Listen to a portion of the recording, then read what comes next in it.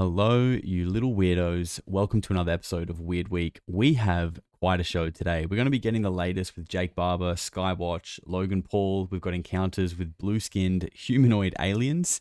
And you know that I like to weave things in and out through the show. And today we're going to be weaving throughout the show about reptilians. I know, but just hear me out. Remember, this is a news show. If this wasn't out in the conversation, we wouldn't be talking about it. But I do feel like there are levels to this thing, right? You've got your people who are interested in UFOs and it's kind of like a fun little thing. But then when you start talking about reptilians, people are kind of like, okay, this guy's he's in deep.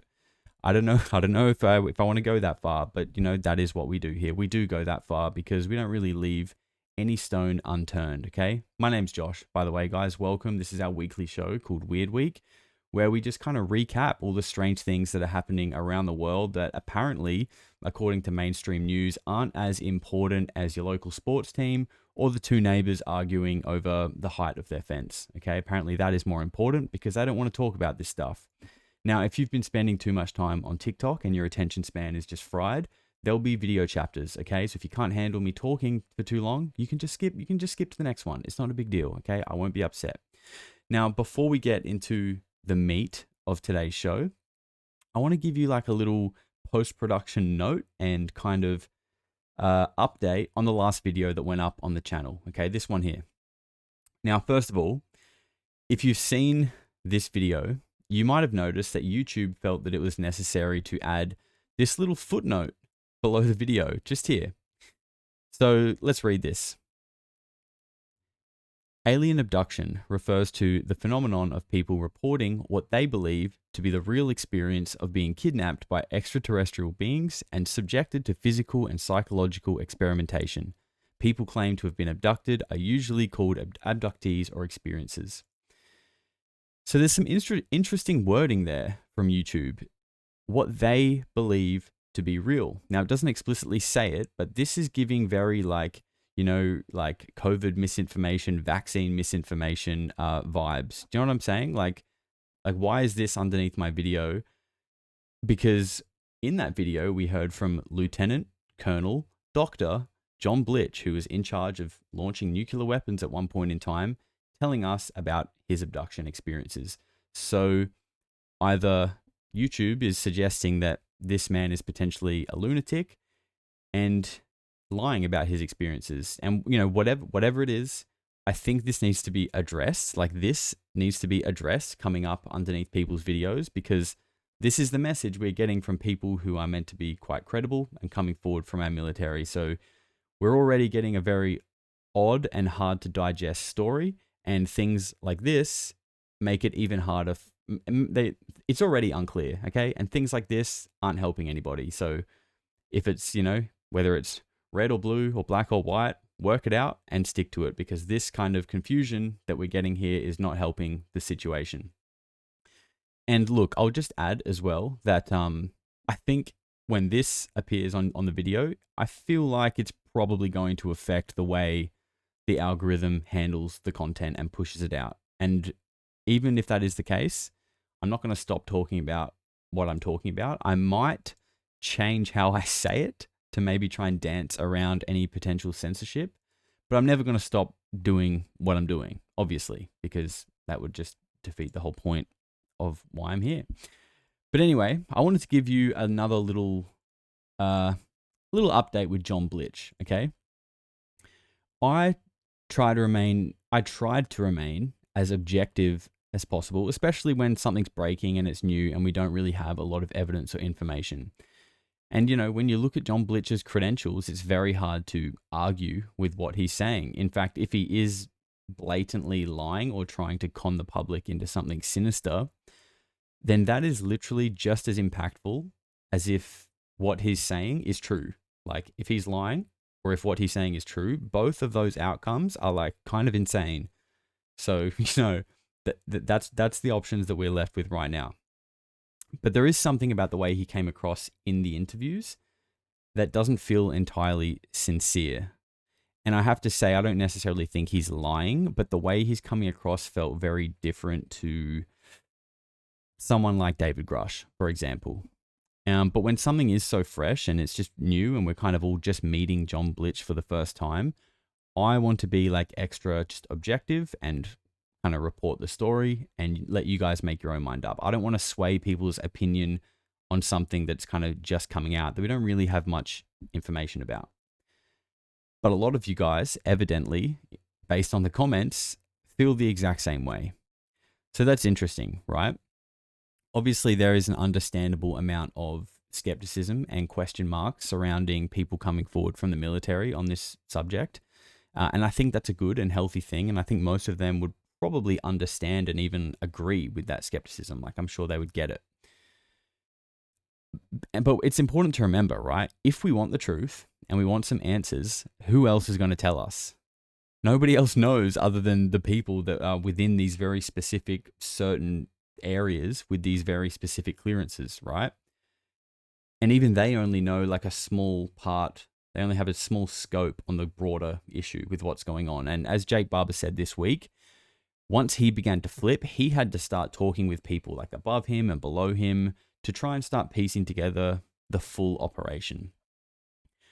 So I just wanted to say that because when we want answers from the people who are covering it up and then they come out and give us answers and we start saying, fuck you, you're lying, it's going to make it very difficult for everybody. Okay. I'm not saying we have to believe everything they say, but like, you know, it's going to be tough either way. So let's just keep that in mind.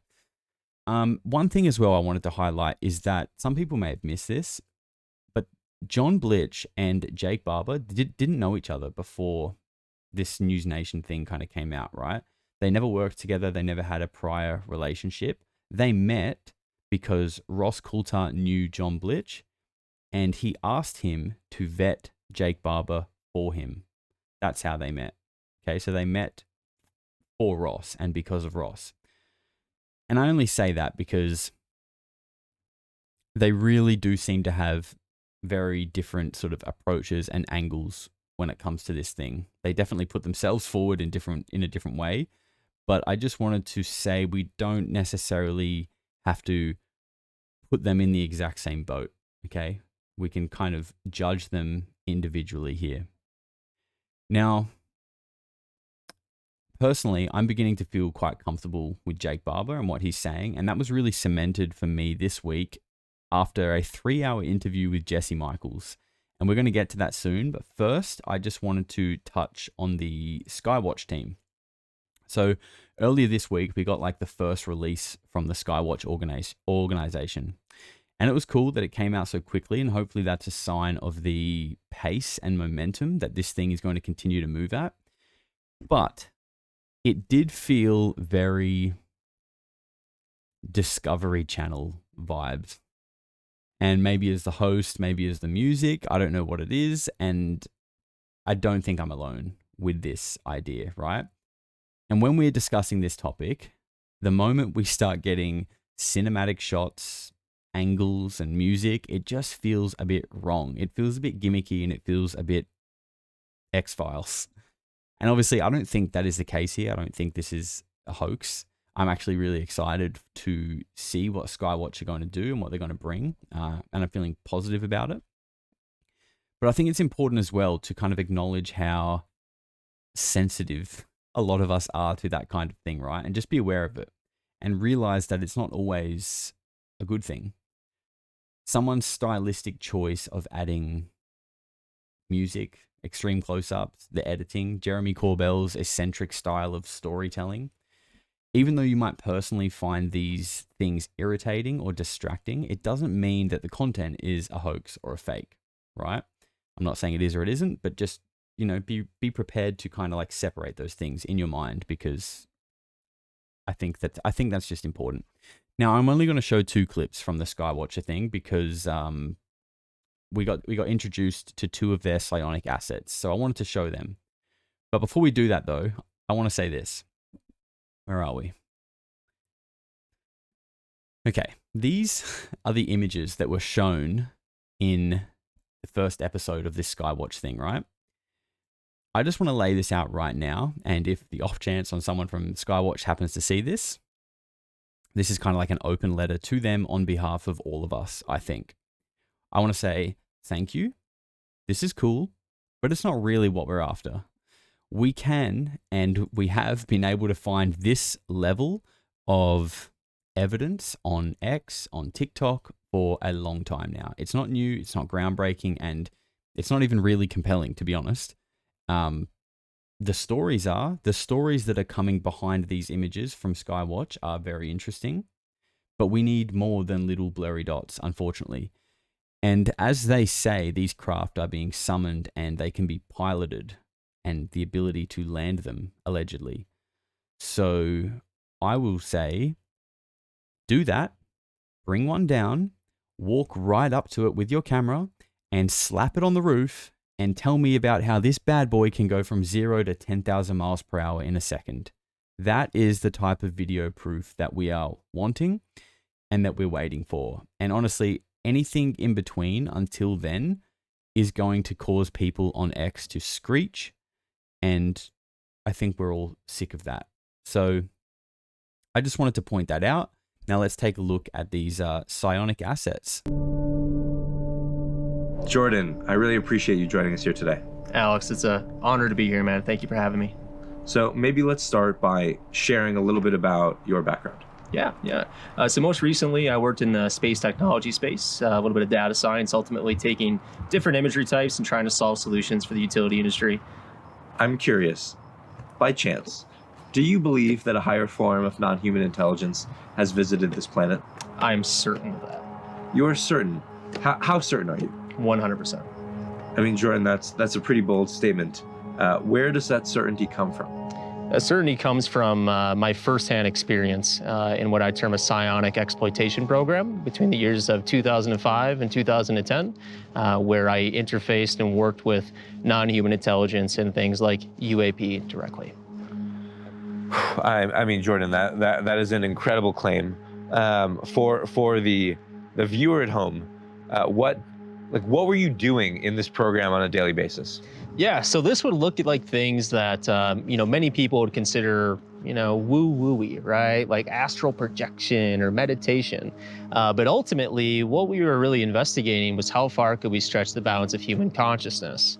Beyond that, how could we get human consciousness to interface directly with things like recovered materials and recovered crafts? What I can tell you from the craft and some of the different projects that we worked on directly is ultimately that they interfaced with us. What I mean by that is my consciousness could project into these craft and recovered materials and then access a suite of commands, essentially capabilities to do various things, including piloting.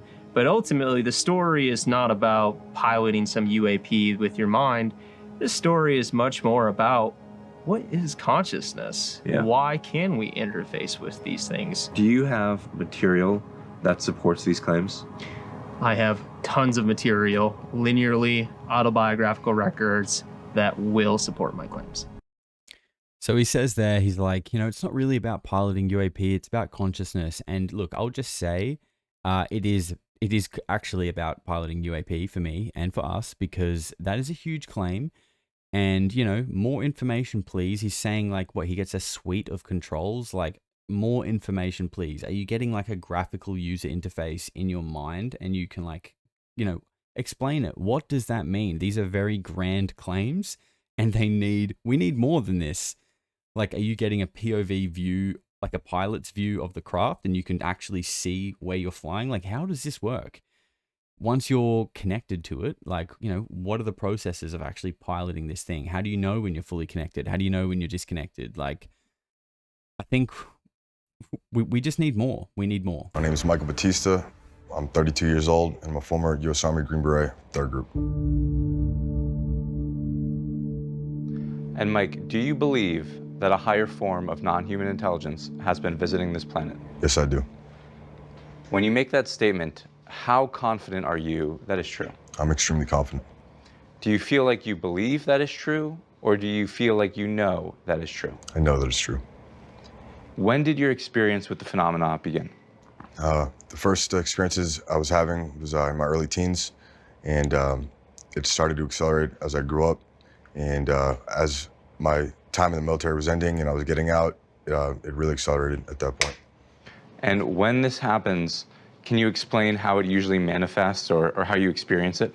It usually manifests as something anomalous in the sky, orbs, crafts, different pyramid-looking objects moving at extreme rates of speed and doing very angular movements. When you do this, are there other people around? Do they actually see you doing this? I have multiple witnesses that can testify that that is a fact. And how many times do you feel like you've been able to summon something in the sky? Anytime I want. Okay, so if these guys are capable of doing this anytime they want, that's fantastic and amazing, actually. So please do a live stream with an 8K cinematography camera with the best zoom lenses that money can buy, and let's see it in action. And I know these guys have the money behind them to buy the best equipment that's available. So please, let's see it. That's my dog, by the way, in the background. She's just chilling. You've never met her. I want to get her on the show. Oh, on the show one day. Her name's Suki. Anyway, as I was saying, let's be real. Like, so far, it's just blurry photos and dots in the sky and lots of talk.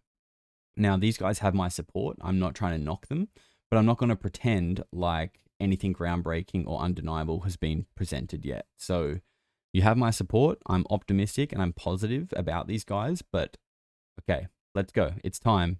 It's time for less talk and more evidence.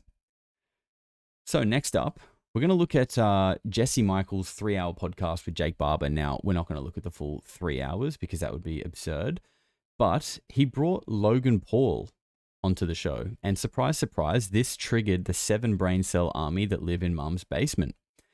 Jesse copped so much abuse for having Logan Paul on this episode, he had to turn off the comments to his video. I'll make sure I leave a link to it in the description. You should definitely watch the whole thing. Highly recommend it. It's a really good interview.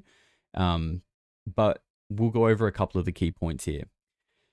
Now, I don't want to be a part of the drama, but I will say a couple of things that I think need to be said about this to the people having a cry about Logan Paul. First of all, who the fuck are you to say who Jesse Michels can bring on his show? And who the fuck are you to say who is or isn't allowed to be interested or involved in the UFO topic? This isn't some niche like music subgenre or subculture that you're trying to protect from going mainstream. Like, what do you think this is? This is like the biggest story of mankind, and the more people taking this stuff seriously, the better. And anyone who thinks this was a bad thing that he was on that show, ask yourself this: why am I angry about Logan Paul being on the show? Like, honestly, ask yourself that. What makes me angry? And then whatever your answer is, ask yourself, is this a personal issue that I have with Logan Paul? Or does this negatively impact the overall disclosure effort? Or does it have a positive impact? Be honest with yourself, because I think people, for some reason, cling onto hating Logan Paul because of the Japan forest incident thing from literally 15 years ago. Like, imagine if everyone still hated you for some dumbass thing you did 15 years ago. Like, get a grip, worry about your own life. And also, Logan Paul isn't new to this topic, okay? He hasn't just heard about Jake Barber and jumped on the bandwagon. He's been interested and involved in this for quite a while, and we're going to go into more of that in a little bit. But first of all, as I said, I do highly recommend this interview. We got a very extremely candid and authentic version of Jake Barber, unlike what we've seen previously, in my opinion. The News Nation interview and even the Skywatch video, if you watch the whole thing, they feel very serious, high-end production and docu-series vibes. And it almost just feels like you're getting sound bites and not really an authentic long-form version of Jake where we do in this. So I really do recommend you watch it, especially if you're even a bit unsure about the whole thing still. Kind of feels like you're just hanging out with Jake and having a chat.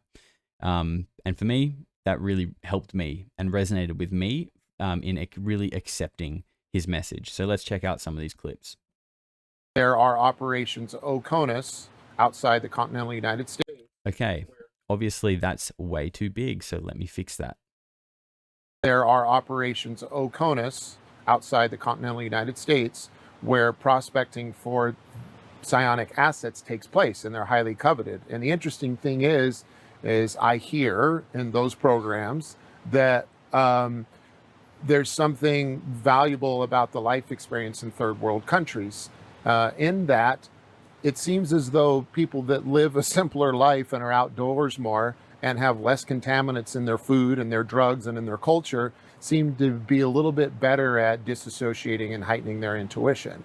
And they come willingly because of the economic imbalance between where they come from. So what I really don't like about how that came out, and when Sean Ryan was there at the time with us in DC when this happened, and we talked about this, shortly after that is when Herrera went on his show, and the thing took a kind of a dark turn because the term human trafficking was slapped on this thing. And when you hear that, you think of slavery and sex trafficking and all these things. And as my understanding, that's not at all what goes on in these operations. It's no different than someone setting up any other type of business, and the people come willingly. The people that work in these programs, it's a great job. It's fun. Some of them have known their whole life that they have this intuition or this special talent, and they're socially awkward or have other pathologies, social pathologies, that they're dealing with too, that somehow seems like it plays into this. So it's like, not all the people that are talented in this way are normal in every other way. It's like God created some balance. So when they can come in and get involved in this program and have food and shelter and be treated with respect and make money, like if you went down there on your high horse representing the United States and morality and went in and tried to liberate these people, they'd be like, get out of here. We don't want to be liberated. This is our job. We got there in the end, guys. So if you don't know, this is a live show. We do all of this live in one take. So occasionally these things happen. And I'm now worried that the rest of the clips will be ruined for the video, but we'll work our way through it. So isn't it interesting there how Jake says that people outside of Western culture, they live a simpler life. They're happier. They've got less contaminants in their food, less contaminants in their culture. And they seem to not only be more like naturally inclined to these psionic abilities, but in their culture, these abilities are like widely accepted and known about. And this is where I'm going to start planting a few seeds for the weave that's going to be weaved thematically in throughout the whole show. Because in the West, we do have all these contaminants, right? We have processed junk food that throws our body out of balance, that is, championed and stuck on every billboard and advert in every sports game. We're taught to idolize celebrities in Hollywood. Okay, the news presents gossip and drama to us like it's really important things that we need to know about, followed by war, conflict, and crisis. This is like junk food for the mind. Okay, they're like throwing our body out of balance. We're throwing our mind out of balance with all this bullshit. And all of this stuff is just kind of like calcifying the part of our brain that allows you to tap into these ESP potentials. And on top of that, until now, they've been telling you that all this stuff is just bullshit and make-believe. Like, just think about that. What is the benefit of suppressing people's natural talent and abilities? Lying to them about what they're actually capable of. That this is what's been going on for a long time. We've been, whether all the contaminants are intentional or not, make your own mind up about that. But the lying certainly is. You can't doubt the fact that we have been lied to about the natural ability of humans. There's been intentional smear campaigns in the media to make anyone who suggests this kind of thing be seen as like an outcast amongst their friends. So I can't think of any other answer to that other than to control us. And if you have an answer that sounds less paranoid and less tinfoil hat, let me know in the comments. Now, just to give you a little bit of context, this next clip is Jake speaking about Michael Herrera and his experience. And hopefully it's going to load in at the right size. And if it doesn't, just listen and I'll fix it up as we go. I have no firsthand experience with that operation, nor direct contact with anyone involved with it. I know of that type of operation. I know of that craft. I know of those containers. And I know of operations that sounded like. And so the whole point of all this, and let me put a big giant red bow on it for you, is that this was one, I saw a good Marine up there when I saw Mike. I saw a brother in arms doing his best to be put now with a microphone in his face in a fucking suit and tie in Washington, D.C., when he's cut out to be carrying a saw through the jungle. And now he's doing his best, and he's an honest, good guy, and I wasn't going to let him hang. So I sidebarred Greer and a bunch of other people and said, we need to talk about this. I thanked Michael. And I have been loyal to him throughout the process and trying to help him as much as I can get support for this, while also trying to stay low key to figure out where the problems and landmines are with this issue. And this issue was brought up to the entire incident was brought up with my corroborations, and my additional information was presented to Sean Kirkpatrick's version of Arrow. He patently denied it and wrote it off as anti-interesting, and there was no evidence. And I know for a fact that Sean Kirkpatrick has admitted outside of the office of Arrow directly to members of the Senate Intelligence Committee that it did in fact happen exactly as reported by Michael Herrera. Okay, guys, so we've learned there that every clip in at least this segment is going to be ruined at the start. And it's okay. I'm not going to get upset about it. We're not going to get mad and freak out. We're going to accept it, and we're just going to work with it, okay? See? We don't have to screech online and get upset about these things. We just go with the flow, okay? Now, Jake is very careful with his words there at the start of that clip. When he's talking about the operation that Michael Herrera has told us about, he says he knows of those operations. He knows of that craft. He's never been involved with it. He's not in direct contact with anybody involved with it. But he didn't say he doesn't know them. I think he does. I think he knows who those people are. That's just the vibe that I get from that part there. You can make up your own mind. And as you see, or as you heard there, Jake Barber was actually at Stephen Greer's press conference in 2023 where Michael Herrera gave that testimony for the very first time. And he talks in this video, I don't think he saw it in that clip, but he talks in that video, he was there to round up the whistleblowers and silence them. He was deployed there by these, defense contractors to go there, round them up, and make them shut up. And he goes deeper into this, and that's why I do highly recommend you watch it. But Jake says at that point in time, when he was deployed there to do that, that he was already beginning to kind of ask some of his own questions about his employers and what was actually going on. They sent him there to round up people who could be causing a problem, and Michael Herrera's testimony moved him enough that I actually think it was probably the catalyst, like the tipping point for Jake to really begin going, what the fuck is going on here?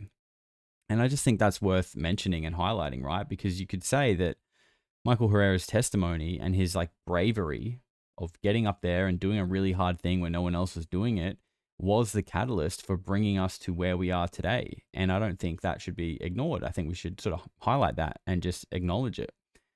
And he finishes off there by yet another person outlining the corruption and the lies that came from Arrow and Dr. Sean Kirkpatrick.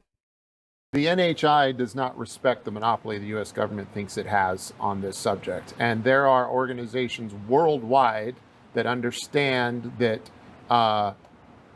that it's a worthwhile investment. They're not waiting on offices like Arrow or the President of the United States to tell them they should spend time and money on this. It's being done. And there are global crash recovery and reverse engineering programs outside the U.S. And I'm not referring to just governments. I'm referring to hybrid organizations that are extra governmental.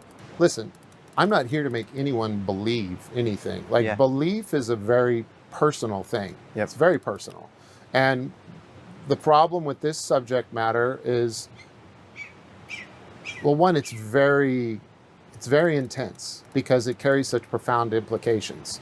I don't know that we have any more or less proof per se on this subject for the general public than we do other things that we probably accept more broadly than this subject. But it's because of the implications of this that people want to draw very hard lines on it. But man, I think a good place to start is to humble yourself for everyone that's getting exposed to this right now.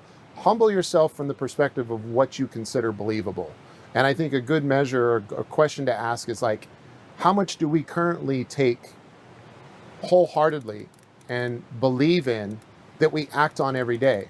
If I was asked you to remove everything from your life that you believe because someone else told you or you read somewhere or were taught that you don't have firsthand experience with, you'd be paralyzed and speechless. Wouldn't be able to function.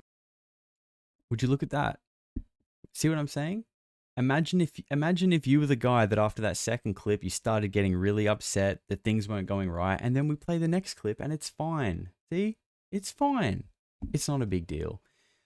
Anyway, so the thing I really liked about that clip was the very start, the very first thing he says, which is the NHI does not respect the monopoly that the government has on this subject.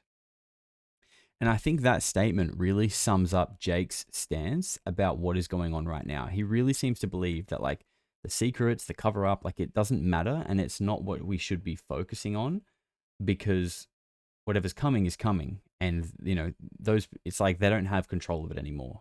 Okay, we might not have all the answers yet, but they're done. They're done. And that is the message that we're kind of getting here. We shouldn't worry ourselves about the military-industrial complex, deep black project, because the NHI have their own plans and it's coming and nobody can stop it. Soon, according to Jake, it's all going to be revealed and it's likely not going to come out the way that we have perhaps expected it to.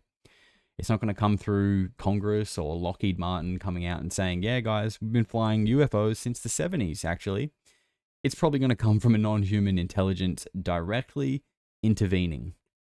Now, the last show, we're kind of coming back to the weave now.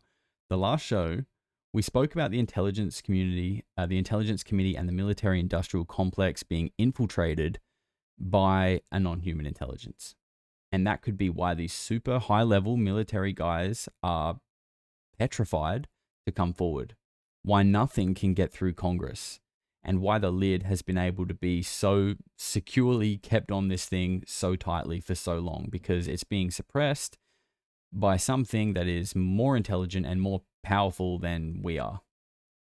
And the people in those places, the military-industrial complex, intelligence committees and all that kind of stuff, that we believe could be compromised, are also the places that are responsible for keeping us in a state of war and conflict, right? Well, here's the theory. Last year, we've showed this on the channel. Danny Sheehan spoke to Yale University and urged the scholars there to be taking this subject very seriously, because there's going to be an intervention by non-human intelligence to prevent us from thermonuclear war. That's what he said. That's what Danny Sheehan was allowed to speak openly to a whole room full of students at Yale University and say verbatim that non-human intelligence is about to intervene to prevent thermonuclear war, okay? And so what if that intervention, this is my theory, this is my weave, what if that intervention isn't actually getting between, say, countries like Ukraine and Russia and saying stop? It's actually getting between the people, the Congress, and the certain branches and departments of the intelligence committees and the military-industrial complex and saying enough is enough, this game is up. The secrecy is up. And we've been told that there are good and bad ETs, right? Some want to help us, some don't. Well, maybe we are getting prepared to come face-to-face publicly with the fact that entities within the military-industrial complex, CIA, whatever, do not have human best interest at heart. And they are in fact not human themselves. And this is the very reason why we are more divided than ever. Okay, as Robert Dean said in the last show, this is the biggest issue of our time, and it is the root of all of our problems. He also said that the people in the intelligence committees, you know, no one gave them their jobs; they were appointed. They didn't like apply and get the job; they were put there. And this is perhaps another reason why Western culture all over the world is eating itself alive. And this is why when Jake Barber organized a meeting with the head of security of one of the defense contractors that he was working for, who he believed was compromised or complicit in this, when he asked them, what the fuck is going on here? They started panicking and told Jake, we really shouldn't go there. Panicking. And maybe this is why when Jake Barber did go to Congress as a whistleblower and was ignored, he said that his stomach sank because they didn't question, they weren't surprised about the things he was telling them. They were kind of like, yeah, we know, and we need your help. He realized the Congress were well aware of everything that was going on and were powerless. In what scenario, other than what I'm kind of alluding to and suggesting here, in what scenario could Congress be powerless? If Congress is powerless, what the fuck is going on? Like, who has the power? Who has the power then? Think about that. And, maybe that's why Lou Elizondo said this. Ultimately, hypothetically, scenario where maybe we had 50 years to prepare for something, but now that the cat's out of the bag, that existential action will happen tomorrow. And by the way, we're not ready for it. We're not prepared for it. We don't have a countermeasure. We don't have a capability to counter this. And so from a very real perspective, a national security perspective, the mere fact that you are acknowledging the existence of something may predicate an action or an act that you're not prepared to have right now. And so I encourage you and your listeners to just for a moment, I'm not asking you to be a national security person, but I'm asking you to suspend your personal beliefs right now for just a moment and put yourself in somebody else's shoes who does feel that way, right? Now, what do? If the mere fact of talking about this could potentially cause a reaction that you're not ready for as a country, as a civilization, right? Maybe that's the reason why you decide to only brief certain presidents who have a background in intelligence. Maybe they were former directors of CIA, but the other presidents who are career politicians will be, they're here today, gone in 4 years. Maybe you can't even risk telling them. And so maybe the reason why this has been kept secret so long is actually, in a weird sense, some sort of sense of patriotism by people. And maybe that's how they justify it. Okay, so we've got Lou there saying once we publicly out the fact that there is something sinister that has infiltrated the US government, intelligence, and military, it's going to trigger something that we are not ready for. Something that Lou says we've had 50 years to prepare for. Now, meanwhile, we've got Jake Barber coming out, showing and teaching everybody that we all have the ability of ESP and the importance of consciousness in all of this. At the same time, Lou is traveling to the Vatican as some kind of advisor or consultant for religion. And Trump and Musk are making like radical changes to the establishment and the government and declaring this new age of truth. In a metaphorical way, it feels like we're kind of preparing for some kind of war. Like everything's kind of shifting. The troops and tanks are marching slowly into formation on the front line for this kind of spiritual war, and the things are assembling and we're all getting prepared for whatever is going to happen once the reality of this situation becomes undeniable and just public information. And this is where I just give up on trying to make people believe anything. Like, I don't have time for that. Like, I'm over it. Like, this has been my life for a long time. Like, I've got shit to do. Yeah. And I have things I'm like, making people believe does not interest me. Well, it's extremely easy to sway the public in various ways and put guardrails on their thinking without them even knowing it. Yeah, I would say the least credible thing in the equation is most people's basis for belief. What do you mean by that? That's the least credible thing, is their basis for belief is not a reasonable, they're not taking a reasonable approach to their criteria for belief. That's their right. criteria for that is based on, well, what are you basing that on? Like, what research have you done? Yeah, that's right. How have you disseminated fact from fiction to arrive at your current understanding? How do you know you haven't been subliminally programmed to be desensitized to one things and hypersensitized in a negative fashion to others? And you probably have. So you need to be thrown out as someone who should be making decisions for what you believe, because your perspective's fucked. What a clip there from Jake Barber. Your basis for belief needs to be thrown out because your whole life you've been subliminally programmed to be hypersensitized to certain ideas in a negative fashion and desensitized to other things. So using your framework of reality to discern what is real and what isn't is completely fucked, according to Jake Barber. But I think like it's a great point, right? And it's true. Once you accept the fact, I've said this before, that UFOs are real, which is kind of obvious now, you have to then ask the question, okay, what else? What else is there? What else haven't you told us? And I think the answer to that question is going to be way, way more than anyone is really prepared for. That's my opinion. Now, look, just quickly, we're going to circle back to Logan Paul for a moment. You can see from those short clips that I just showed, like you didn't even see Logan Paul. Okay, you wouldn't even know that he's present. In the whole 3-hour video, he probably asked maybe like 5 questions. And to be fair to him, the questions that he asked I really liked, because they are, you know, Jesse Michaels asking the very like deep and kind of thought-provoking questions, which are great. Logan Paul asked the questions that we all probably immediately thought as soon as we saw some of the things that he had presented, okay? The very obvious questions. So the fact that Jesse had to turn the comments off because people were screeching is honestly just sad. But anyway, who remembers right back on the very first episode of this show that we ever did in November, week 3, I showed you James Fox talking about the most compelling UFO footage that he's ever seen, but he couldn't get a copy of it. Logan Paul, he's like, I want to go to this guy's house. I say, hey, I got the guy. He's got the information. Logan's like, this is all behind the scenes. I put him in touch with this guy, and this guy lives in the middle of nowhere. I mean, it was like Logan Paul takes a Mercedes with a bunch of guys and $100,000 in cash, a big brick, and he goes out to this guy's house in the middle of the desert and meets Chuck Clark. And Chuck Clark's like, yeah, I got the tape right here. And so he says, I'll give you $100,000 for it. And the guy says, no way. And so Logan Paul revealed this for the first time. Logan Paul has got a button camera on his dress, on his clothes. So Logan Paul's like, all right, well, this guy doesn't want to, you know, he's going to die with it. So let's get this thing on camera. So Logan's like, well, let me see it at least.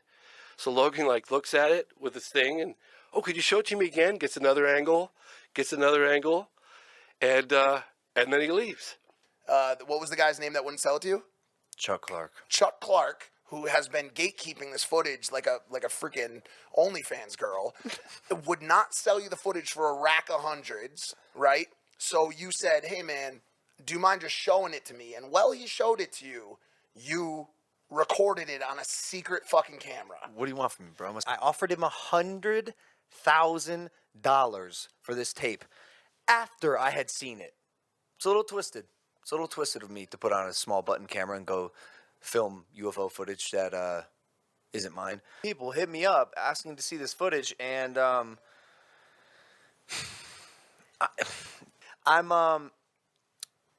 waiting. You know what I'm waiting for? I'm waiting for the right moment. I'm not afraid to release it. I'm just waiting for the right moment. I need a little more. I need more. Well, Logan, you just sat down with a guy who's recovered a craft himself. First-hand whistleblowers are now out in the public. Now has to be the right time. Let's see the footage. And I think it would certainly silence all of these microwave brains having a cry in the comments if Logan Paul dropped that footage for the world to see. Remember, he just said there he saw the footage first and then offered $100,000 for it. So it must be good. James Fox, to this day, says it's the most insane up-close footage of a UFO he's ever seen.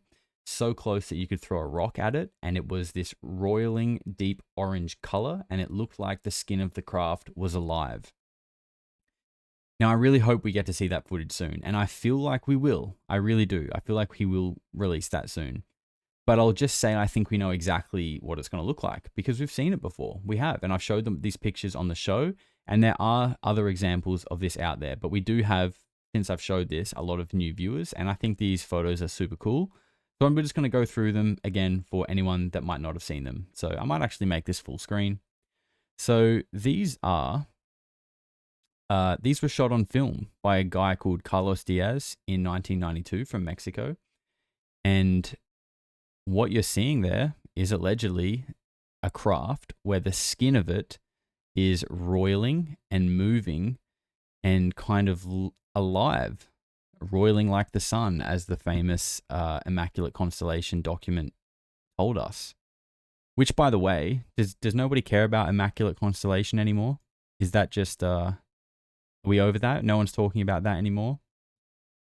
Kind of weird, right? How that big buzzword just kind of disappeared from the conversation. Anyway, I just wanted to show you guys those photos because I'm sure someone watching it has probably never seen it before, and they're really cool. They're shot on film, okay? So let's move into the next part of the show, which is what's on the thumbnail, which is Jason Sands' encounter with a blue-skinned being. So if you don't know who Jason Sands is, this is him here. He also wasn't meant to be that small, but evidently everything in this show is ruined. So he went on the Joe Rogan podcast this week, and he's just another of many whistleblowers who have come forward with an encounter story. Now, a quick footnote from me. Jason Sands was in James Fox's most recent documentary, which was called The Program. Now, I still haven't seen that, and I'm planning to watch it hopefully this week. And I'm going to upload I want to watch it and then immediately record like my thoughts and what I think. I've done a few reviews on this channel about some, alien shows and stuff like that. So I thought it would be fun to add to the collection. But I will say that almost immediately after it was released, Jason Sands' story or his part in the show was met with heavy backlash and a lot of questions around his credibility. Now, I haven't looked too much into it because I don't want to watch the documentary with like a preconceived bias about him. So I don't know if the backlash was about the story that we're about to listen to that he told on Joe Rogan, or something else. But what I want to say is that from watching the Joe Rogan podcast, and I've watched the first half of him on Julian Dory's podcast as well, I will say that in my opinion, Jason comes across as an honest person who's had a pretty traumatic childhood. And as we are learning, there seems to be some kind of connection between trauma, UFO encounters, and psionic abilities. Now, the three aren't like exclusive to each other. It doesn't mean you have to experience trauma to see UFOs or have psionic abilities, but there does seem to be like a correlation there. So with that out of the way, let's take a listen to Jason explain his encounter with a blue-skinned humanoid-looking being who was wearing a pristine army uniform. And he starts to look like he's running, and he's got this really weird run, like his arms are kind of flailing behind him. It's like he was running against a hurricane wind, and it was like he was going to fall over at any time. And I was like, yeah, it's a bit windy today, but it ain't that bad. So it looked really strange, and then I began to notice his skin tone looked like he might be hypothermic. And I'm thinking, oh crap, this dude's been out here. It's freaking freezing out here. Starting to open my door to try to, administer aid to this guy. The dude in the front passenger seat screams he's got no ears. And I thought that was pretty rude because I was like, the guy's in trouble. Does he have a hat on? He's got a hat on, and he's got BDUs that look absolutely clean, pristine. And when you're uprange, you do not wear your cleanest uniform. But anyway, I step out onto the roadway, and then I close the door, and I look up, and he's got no freaking ears. And his eyes are twice as big. And I'm like, yeah, what the hell did I just walk into? This guy's not from around here. How far away from him are you? Probably from me to just a few Logan. feet. Yeah, just talking distance. Okay. And I'm starting to freak out, but then he starts to talk to me, and it's not my language, but it's coming to the understanding is like coming into my mind about every word he's saying. So he's actually saying words. He's saying words, but it doesn't sound like anything I've heard before. But you're understanding what he's saying. But I'm understanding. So I know there's a telepathic thing going on here, and it calms me down at the same time because I'm having to respond to him. And he's like, hello, I'm having trouble with my craft. I need some repair material. Do you know where I could find some tritium? And this is what he's talking to me about. And I'm like, you mean titanium? Because I didn't know anything about tritium at the time. But titanium, he's like, no, it's not it. I pointed towards the mountain range and I said, Dreamland's just over there. And this wave of emotion hit me like disgust. Like, I am not going to talk to those barbarians and murderers. Wow, so he was saying that to you, like his reaction to going to the military base was... Exactly, yeah. He did not like it. He said, I am not going to talk to those people. And then I was like, well, shoot. And it was barbarians and murderers? He literally, that was what he called them, yes. So this is what it looked like? This is what the guy looked like. Pretty close to it. Yo. The nose was a little bit rounder on the end, but that was a really good rendition. But yeah, his eyes almost came out to here on the temple. Wow. And that would freak me out. There he is. Here he is. Quite big, isn't he? A humanoid being that's blue-skinned with no ears or mouth, or a small mouth, but spoke a unknown language that he didn't recognize, but was understood in his mind. So he's hearing a language he doesn't recognize, but in his head, he's understanding what this person is saying. And this 3D render that you can see here was based off of a drawing that Jason did. Okay, so this is Jason's kind of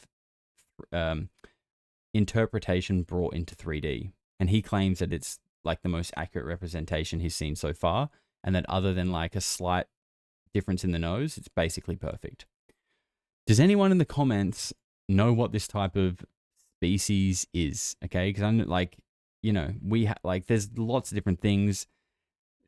Do we have a name that suits this description? Okay, it feels like a very broad and vague description. I can think of a few that it could maybe be, but I'd really just be taking like blind guesses here. So get in the comments if you seem to know what this could be. Now, one thing that Jason did say is that after receiving like an information download telepathically, which is like a common occurrence with these encounters, it's like information just kind of lands in your head. He said that he had a star constellation and that he showed this constellation to David Grush. And once David Grush says that's the constellation of Leo, it kind of clicked in Jason's mind that this being was from that big star on the left that the arrow's pointing to. He says the name of it in that podcast. I can't remember what it was, but yeah, I mean, if this means anything to you, if you're a bit of an astrology whiz or if you're a bit of an expert when it comes to alien species, let me know, because that's certainly not my area of expertise, but I'm very interested in what that could mean. Let's check out the next clip. Now, the other third type that got mentioned on Mission was reptilians. But every time that they were mentioned, it was really quickly hushed up by whoever else was on the other end of the line. Shut up, don't say that, is what they were doing. They don't want to talk about the They don't want to talk about the reptilian presence at all. They would talk about the tall whites and the grays being in the lab environments. Some people talked about the reptilians. They're like, do you realize that these are evil? And I had to listen to that. And the thing is, we don't know if it's because of their appearance. You would assume something that's reptilian is maybe a demon or whatever in the Nordic, where the blonde hair, blue-eyed is considered like an angel, or is it that's just our perception? Mm-hmm. But that's what you hear. Well, yep. every reptile here is evil. Right? You ever seen a Komodo dragon eat a goat? It's horrific. According to what I read, this one race has a penchant for blood for some reason. It's like a shark frenzy with them. They have like a real reptile. It's a euphoric experience for them. Yeah, a reptilian race that does that. It just makes you wonder about human history, about the stories of demons and angels. And this is what Tucker Carlson believes, that they've always been here, and that this idea that they're coming from another planet it's not that simple. No. That's more complicated. And he thinks that it's the demons and the angels from the Bible. The way I look at all this reptilian presence is just like I've read in the Bible. That for some reason I feel like this whole experience I've had in my life actually increased my faith in the Bible and God. Because even in the Bible it mentions the serpents, and that Lucifer, being the head of that genre or species, did cause the fall of mankind and all this other good stuff. So to me, I feel like I just got experience with the reality of the fact that these things exist. And even though they try to keep it all hidden, that I got exposed to the program where I could see some of it. And I think that there's some credence also to that side of it as well. So to give credence to the whole thing is just to say that I that's what I believe, but at the same time, I wasn't there. Here we go. Now, first of all, trust Joe to make some like intense wildlife comparison. Like, you ever seen a Komodo dragon? But he does make a good point, right? Reptiles are different. Like, look at cows and dogs and even cats. Like, they have a different level of like sentience in their eyes. You can see that they feel things. You can see that they react in emotional ways that we can kind of see are familiar. Like sometimes like a dog can yelp when you step on their foot. Like, you're like, oh, it's in pain. I've stepped on its foot. Like, I understand the reaction. If someone stood on my foot, I might make a similar noise. You know what I mean? Like, we can relate to them.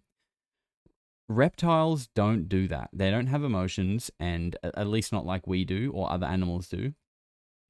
And this is where I'm going to drag you into the depths of a rabbit hole. So put your tinfoil hat on, because this is where the weave becomes purely for entertainment purposes only. And if I don't have another misinformation sticker on this video, I probably will after this. Now, in the last video, and even earlier on, we spoke about the intelligence committees being compromised by non-human intelligence that look exactly like humans. Well, when it comes to the law of ET species and the capabilities of reptilians, they're known for shapeshifting, okay? To be more precise, though, it's not like the ability to physically alter matter in front of us. It's, if what we're taught is to be believed, they are able to project what you can see, okay? So they kind of project into your mind what you see of them.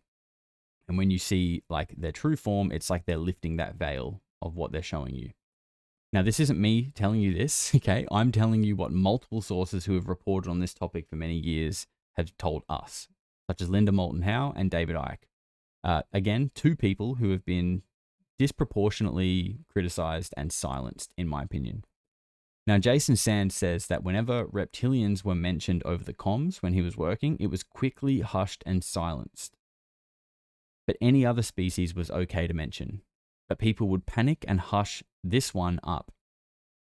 And remember earlier, high up defense contractors were stressed out when Jake Barber started asking questions too. Why is that? Are they listening? Are they in charge?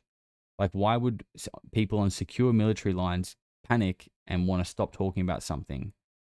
People high up in defense contractor organizations panic and want people to stop asking certain questions.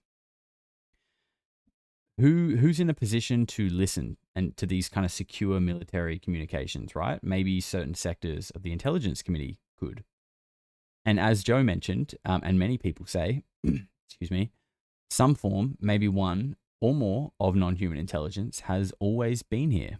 Now we've got a few slides here. The Bible talks about serpents. And actually, before I go any further, I've said this before, but if you're new, I'm not a religious person, so don't take this as me trying to preach the Bible to you. I'm just drawing comparisons here. I don't go to any church, and I don't align myself with any religion. Let's make that clear. But the Bible talks a lot about serpents and the devil being the leader of this kind of serpent species, an evil species that is responsible for the fall of mankind. That is in the Bible. They don't specifically use the word reptilian, but they are explaining something that does sound kind of extraordinarily similar to how we think about a reptilian. In 2016, Tom DeLonge, after spending time around people like Lou Elizondo, Jim Semivan, and Hal Puthoff, said that there is another species here that they refer to as the others, and the others feed off of our negative emotions like fear and anger. And that is why we are stuck in a constant state of war, because they are the ones who are pulling the strings right now. Maybe that's why Lou is going to the Vatican right now. That's why you can't even talk about them in the military, even though they're comfortable talking about other alien species. But when it comes to reptilians, it's like, hush, hush, don't say it. Maybe that's why David Icke was banned from entering any major Western country. He may even still be, but I don't know if he is, but he was for a long time. And he was deplatformed from literally every social media on the internet. Just like Alex Jones was. This guy was not allowed to speak. He was censored and silenced until Elon Musk bought X and he brought back free speech. Because these people are exposing a reptilian secret. And like Lou said earlier, what if disclosing something and talking about something will trigger an event that we aren't ready for? What if describing the reptilian secret will ignite the beginning of a spiritual war? The good ETs who are here to help, so they say blonde-haired, blue eyes, and angelic-looking beings are on the good side and are on the side of humanity. versus snake-like, demonic-looking reptilians who have been wreaking havoc on Earth for their own benefit for a long time. Now, these artworks are really interesting. Let's look at this one first. Okay, you've got this sort of divine, angelic-looking female here with this, she's got this halo around her. First of all, I don't know if you've noticed, she's standing on an orb. She's standing on an orb which looks like is in the clouds. Okay, she's flying on an orb. She's also like crushing a snake or crushing a serpent. And, you could maybe... They kind of look like cherubs or like smaller angels behind her. But, if we look at the next one as well, probably a better example, it kind of looks like, again, she's standing on an orb in the sky as a divine feminine angel. And it looks like she's kind of protecting or rescuing humanity from this evil serpent hydra looking thing. Okay. So we've got angelic, divine, feminine figures on orbs in the sky protecting humans from serpents. And remember, a divine feminine energy is exactly what Jake Barber described when he retrieved the 8 Gone craft. We also see these weird depictions of reptiles in Egypt. Now, it looks like that person up the top is like feeding it something. Jason Sands in the last clip said that they had an obsession with blood.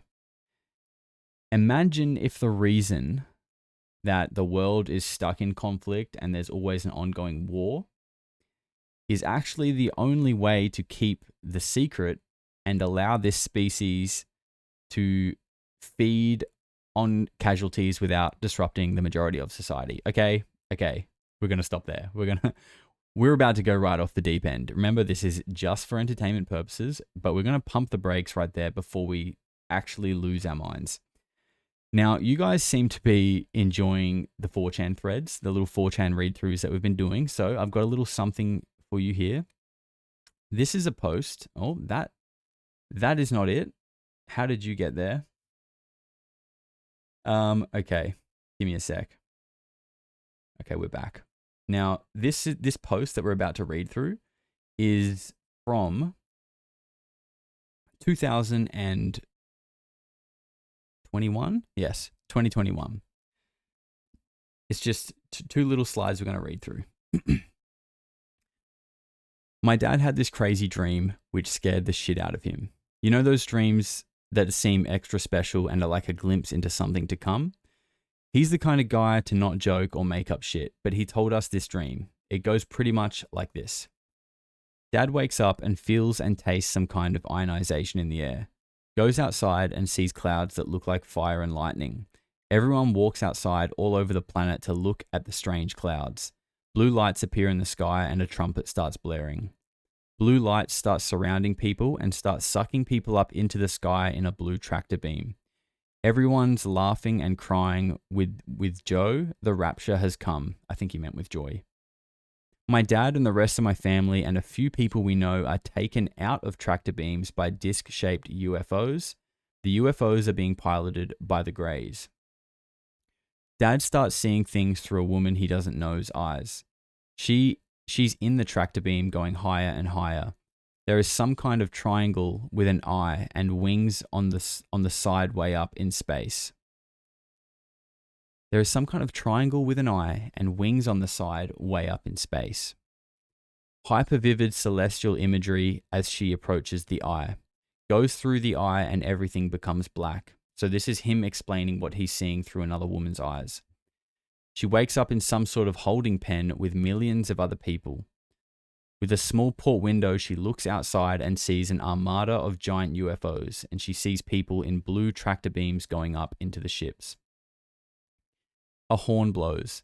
The pen is illuminated and they are in the center of some kind of pit.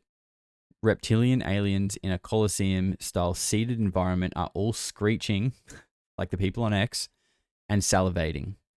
Horn blares again and the reptilians all start jumping into the pit to eat everyone. You could hear the screams from all the ships echoing for some reason in the emptiness of space. A priestly class reptilian stands at the top to watch everything happen. Cut back to my father and us in the grey ship. The Greys are taking us to some kind of desert oasis place.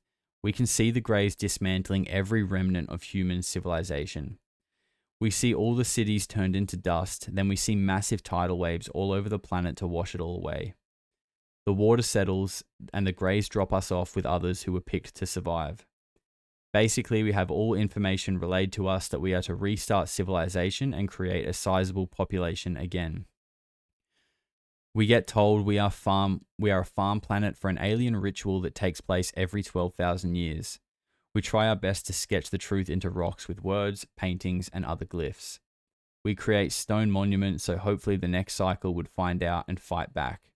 We slowly grow a sizable population and leave the garden. Cycle starts again. All the truths about this cycle are either forgotten or warped so far from the truth they become myths and legends and no one remembers in the next cycle. That dream changed my dad. He doesn't joke about things. It was odd. Man, there's a couple of things in that I wouldn't mind combing back over. First of all, the triangle with an eye with wings way up in space. So, you know, that obviously sounds like what we see on the American dollar bill. But the wings on the side is like that, I think it's called like a seraphim or something like that. Correct me if I'm wrong. Again, like these are all very religious things that I'm not totally cluey on. But a seraphim is like this eye with like wings, and I don't know. I don't have a picture ready for you guys, but if you look it up, you'll know what I'm talking about. What else? Oh, it was on the next one. The priestly class. So I'm imagining like a humanoid reptilian in like the Pope's robes. And that is creepy. That is very creepy to think about. A ritual that takes place every 12,000 years. And this is, you know, that 12,000 years that's known as like the Great Year. That is roughly when the Younger Dryas impact happened last time, which is what we kind of generally think now is the last major reset of civilization. And we are currently overdue, if this is to be believed, for it to happen again. And you know, it's funny how he says, you know, we try to put all the things onto rock and stone to tell the next wave, but over time that it will just get warped and forgotten about and become myth and legends and nobody remembers. Pretty creepy, huh? I just thought I'd share that with you guys. I'll let you make up your own minds what you think about that. Maybe it's just another lunatic talking shit on 4chan. Who knows? All right, last section of the show, guys. Who remembers this? Actually, who remembers this? It's only 5 weeks ago. I'm going to play you the clip. So in the last 48 hours, 6 planes from all around the world have either just crashed with like mass fatalities or they've had to make emergency landings with like serious issues. Okay. This never really happens, like ever. And we've now had 6 in 48 hours. And here we are again, 5 weeks later, and we've just had 3 in 3 days. Okay, so we're going to be looking at them. First of all, we have the F-35 falling out of the sky.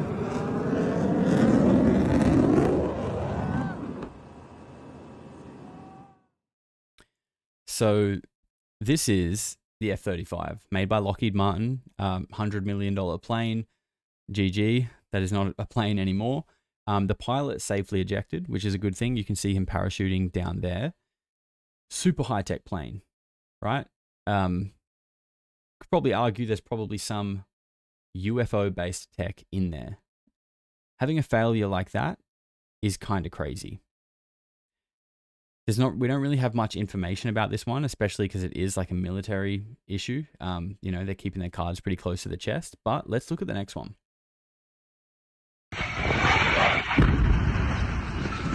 Allahu Akbar! Allahu Akbar! What the hell? Okay. Obviously, when a plane crashes in America, yelling Allahu Akbar is probably not the best thing to do. Now, it's not a call for terrorism or jihad, okay? It pretty much is just like, oh my God, in Arabic or whatever. So I know I've seen a lot of people on X claiming that this person is responsible for the plane crash. No, I don't think that is the case. Relax. But yeah, I think yelling Allahu Akbar is probably going to freak the people around you out even more than this explosion. Now, this was the one. Actually, I've got a little.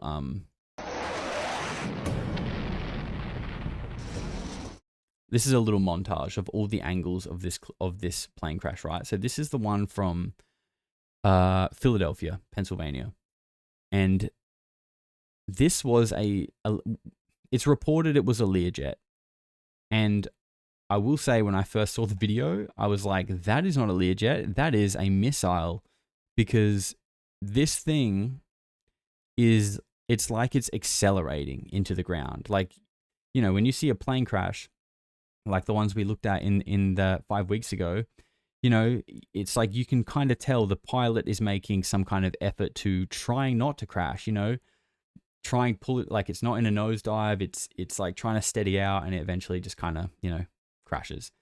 This was like a kamikaze pilot. This was like nosediving at full speed like a missile. I don't know why. I'm not trying to suggest anything other than it's very strange. It's very strange, especially considering it was only a day after or before or within a couple of days of the last one that we just looked at. And also the next one we're about to look at. So this is their Black Hawk helicopter that just flew straight into a landing plane.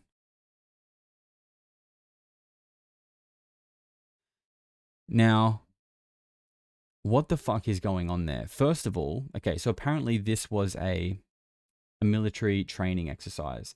Why is a learning pilot in training flying near a domestic airport where people are landing and taking off? Why aren't they flying and training on the military base? That just doesn't make sense to me. Here's a better video. Now, helicopters have the ability to move up, move down pretty quickly. This thing is at the perfect height for this plane and flies straight at it from a fair way away. Plenty of time. Assuming the pilot is looking ahead, which, you know, I hope it is, and you would assume that they are, they probably have a lot of time to move up or move down, but they don't. They just fly straight into a landing plane. Now, like, what's going on with the air traffic control? Is someone saying, hey, helicopter, what the fuck are you doing? Go, move. Apparently, on the flight radar, this helicopter had 3 near misses just before this happened. And they're also not releasing one of the victims' names from the helicopter. So, you know, there's more kind of weirdness going on there. And the first thing I saw, so this was the first one that I saw out of all of these. The first thing I thought was, who was on that plane?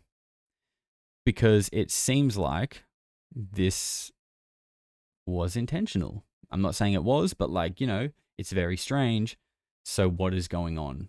What is actually going on? Now, I'm not going to say too much more than that because obviously it's a pretty sensitive topic. People have lost their lives and I don't want to take away from that. But I will leave you with this. Okay?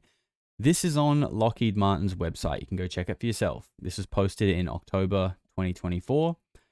And it's an article about the new ability to remote control Black Hawk helicopters from up to 300 miles away. Yep. That is real. You can go look at it yourself. I'm not going to say anything more about it. You can make your own mind up, but I just wanted to make you aware that that is a thing to consider.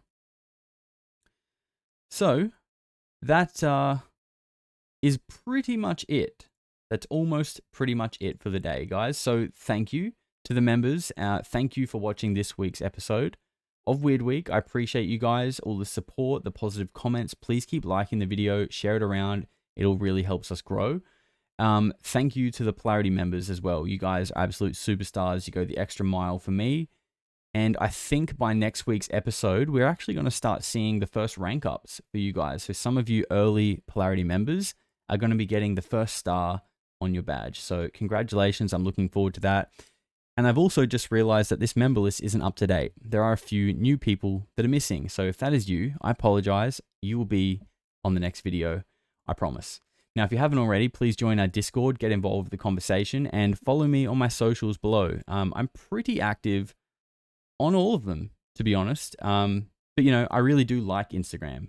You know, the other ones are kind of but I enjoy Instagram. I like to post memes on there. It's fun. I like Instagram. So follow me there if you haven't already.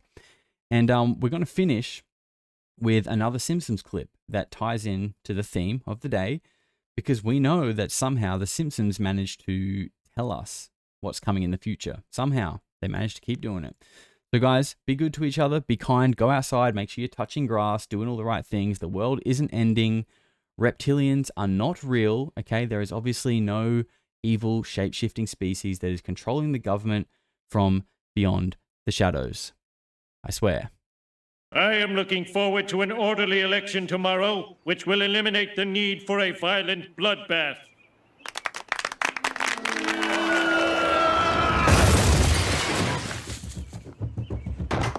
America, take a good look at your beloved candidates. They're nothing but hideous space reptiles.